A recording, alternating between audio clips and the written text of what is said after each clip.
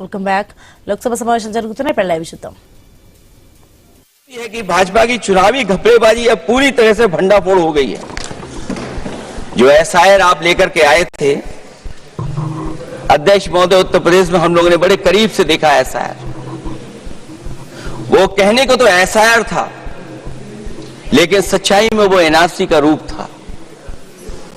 और एसआईआर के मामले में जिस तरीके से वोट काटने का काम शुरू हुआ, मैं बधाई देना चाहता हूं अपने पीडीएफ प्रहारी और संगठन के लोगों को जिन्होंने वोट बचा लिया। जब पहली गिनती में हम लोग बचाने में कामयाब हो गए तो अध्यक्ष महोदय भारतीय जनता पार्टी फॉर्म 7 को लेकर के आई और फॉर्म 7 उन्होंने ऐसे बांटना शुरू किया, उस घपले को भी हम लोगों ने पकड़ लिया। और जब उस घपले को पकड़ा तो पता लगा फॉर्म 7 बंद हो गया उत्तर प्रदेश में। फॉर्म 7 से कोई वोट काटा नहीं गया। अध्यक्ष महोदय, जो फॉर्म 7 काटने के लिए जिससे दस्तखत कराए थे भारतीय जनता पार्टी ने, उस व्यक्ति को दस्तखत करना भी नहीं आता है।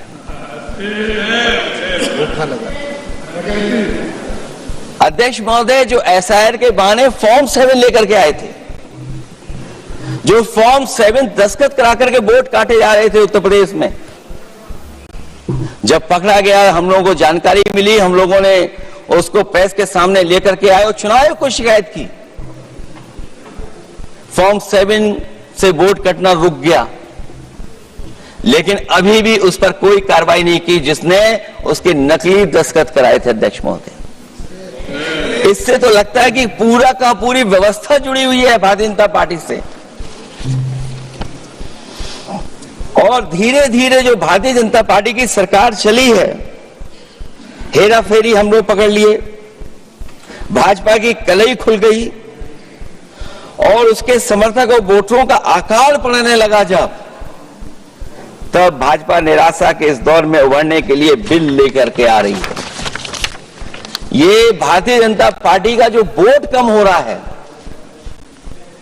असली लक्ष्य अध्यक्ष महोदय वोट है, सत्ता में रहना है, इसलिए आरक्षण को लेकर के आए हैं। भाजपा की यही राजनीतिक चाल रहती है। जब पुराने लोग ये समझ जाते हैं कि भाजपा किसी की सगी नहीं है, तो हर बार भाजपा कुछ नए लोगों को अपने लुभाने जुमलों में फंसाती है। इस बार भाजपा महिलाओं को लेकर ये पुरानी चाल चल रही है, लेकिन सफल नहीं होगी, क्योंकि सबसे ज्यादा दुखी तो महिलाएं ही हैं। भाजपा की कमीशन खोरी और चंदा वसूली की वजह से जो महंगाई बढ़ी है, उससे उनकी रसोई सूनी हो गई है। रही सही कसर सिलेंडर की, बेतहाशा बढ़ती कीमतों ने पूरा कर दिया है। ये अध्यक्ष महोदय मैं इसलिए कह रहा था कि माननीय मंत्री सिलेंडर की याद दिला रहे थे। उन्होंने इज्जत घर को भी याद दिलाया, जिसको कभी प्रधानमंत्री जी ने कहा कि ये इज्जत घर होंगे। गांव गोद लिए गए, जाकर के सरकार देखे उन गांव को अनाथ अगर किसी ने छोड़ा है तो भारतीय जनता पार्टी ने छोड़ा है। हर महिला अपने बच्चों को पढ़ाना चाहती है, लेकिन भाजपा की शिक्षा विरोधी सोच तो सरकारी स्कूल तक बंद करवा दे रही है। महिलाओं का दर्द क्या होता है, ये मेरठ के दुकानदारों के परिवार की महिलाओं की आंखों में आए आंसू भी बयां कर रहे हैं, और नोएडा की मजदूर और मेट के गले बयान भी कर रहे हैं। क्योंकि जब हम बहस महिला आरक्षण पे कर रहे हैं, तो हमें याद रखना चाहिए कि हमारे बिल्कुल बगल में 40,000 से ज्यादा लोग सड़कों पे मजदूर, महिलाएं सड़कों पर हैं, जहां से प्रभु श्री राम जो कभी हम लोगों ने स्क्रीन पे देखा था, वो चुन करके आए थे। वहां पर महिलाएं धरने पर बैठी हैं, और अगर ये धरने पर इसलिए बैठी हैं क्योंकि उनको न्याय नहीं मिल रहा है, भारतीय जनता पार्टी की सरकार की वजह से उनके घर उजड़ रहे हैं,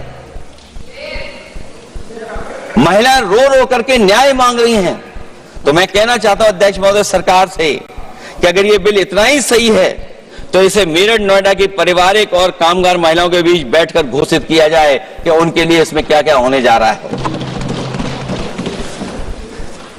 हम महिला आरक्षण के साथ हैं, पर उस भाजपाई चालबाजी के खिलाफ हैं जो एक साजिश के तहत की जा रही है। भाजपाई और उनके संगी साथी देश की सबसे बड़ी आबादी के वर्ग मतलब पिछड़े वर्ग की महिलाओं के बारे में चुप्पी साधे बैठे हैं।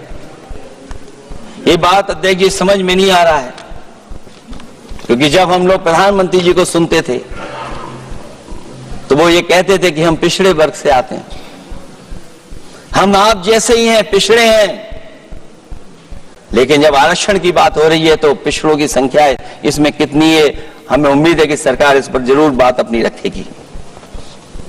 ये संशोधन के नाम पर जो जल्दीबाजी दिखा रहे हैं, दरअसल उसके पीछे भाजपाइयों की मंशा है कि जनगणना न करनी पड़े, क्योंकि अगर जनगणना करनी पड़ेगी तो जातिवार आंकड़े भी देने पड़ेंगे और जातिवार आरक्षण भी। ये भाजपा का एक बहुत बड़ा षड्यंत्र है जिसमें जनगणना आधारित प्रसीमन को नकार कर पिछड़ों का अधिकार लूटा जा रहा है। ये लोकतंत्र के खिलाफ खुफिया लोगों की गुप्त योजना है जो अब तक स्वीकार नहीं, जब तक प्रक्रिया के साथ हम लोग स्वीकार कभी नहीं कर सकते जब तक इसका लागू करने का तरीका ठीक ना हो। अगर पिछड़ों की आबादी कम से कम अगर हम गिन लें कि 70%, 80% से ज्यादा है, अध्यक्ष महोदय, अगर हम उनको 66% मान लें तो इनकी आबादी कम से कम पिछड़ों की 33% होगी, आधी आबादी की जनसंख्या, जिनके हक की बात तो है ही नहीं इसके अंदर। इसका मतलब यह हुआ कि पिछड़े वर्ग की 33% महिलाएं, उनको हक देना नहीं चाहते ये लोग, हक उनका छीनना चाहते हैं। और फिर जो डिलिमिटेशन का साथ साथ लेकर के आए हैं, ये डिलिमिटेशन क्या है अध्यक्ष महोदय? ये डिलिमिटेशन है कि इलेक्टोरल मैप को बदलते हैं। हमारे पूर्व में कांग्रेस के सदस्य ने ठीक कहा है कि जब डिलिमिटेशन की बारी आई तो इन्होंने पूरी रणनीति बना करके कि किस तरीके से लोकसभाओं के क्षेत्र बनाए जाएं, क्षेत्र कैसे बने जिससे कि उन्हीं को पॉलिटिकल लाभ मिले, वो हम लोगों ने आसाम में भी देखा और जम्मू कश्मीर में भी देखा है। इसलिए हम चाहते हैं कि पहले जनगणना हो और जनगणना जब आंकड़े सही आ जाएंगे अध्यक्ष महोदय, तब जाकर के डिलिमिटेशन ठीक होगा। और अगर आंकड़े ही ठीक नहीं है तो फिर आरक्षण कैसे ठीक होगा? क्योंकि आरक्षण का आधार ही हमारा जनसंख्या पर है। कहीं ऐसा तो नहीं कि आधी आबादी में ये मुस्लिम को भी ना गिनते हो, मुस्लिम महिलाओं को। इसलिए हमारी मांग होगी कि आधी आबादी में पिछड़े और मुस्लिम महिलाओं को भी जोड़ करके इस आरक्षण को पूरा किया जाए। एक जो हमें आशंका है कि जब आरक्षण होगा और डिलिमिटेशन होगा और जब संख्या बढ़ेगी तो उत्तर प्रदेश की संख्या विधानसभा की 500 से ऊपर होने जा रही है। और अगर 500 से